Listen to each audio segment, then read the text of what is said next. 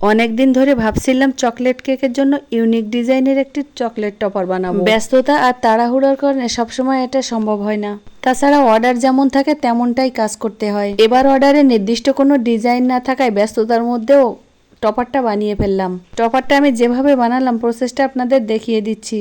পুরোনো ডিজাইনের একটা গ্লাস নিয়েছি যেখানে একটু খাসকাটা আছে।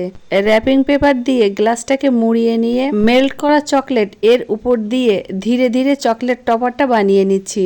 মেল্ট করা চকলেট গ্লাসের চারপাশ দিয়ে এভাবে ছড়িয়ে দিচ্ছি। নির্দিষ্ট কোনো নিয়মে না, এটা এলোমেলোভাবে ছড়িয়ে দিচ্ছি যাতে গ্লাসের চারপাশ দিয়ে ডালপালা টাইপ এরকম কিছু হয়। দেওয়া হয়ে গেলে 10 মিনিটের মতো ফ্রিজে রেখে বের করে আনলাম।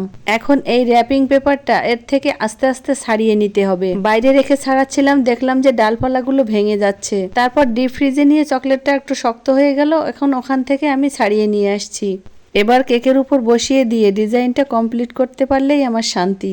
এভাবে ফ্রি হ্যান্ডে কিন্তু অনেক ধরনের চকলেট টপার বানানো যায়, সময় হয় না তাই বানাতে পারি না। কেকটা দেখতে কেমন হয়েছে আর আমার কতটা প্রশান্তি লাগছে সেটা নিজের মুখে নাইবা বললাম। চকলেট টপার সহ কেকটা আপনাদের কাছে কেমন লাগলো জানাবেন কিন্তু।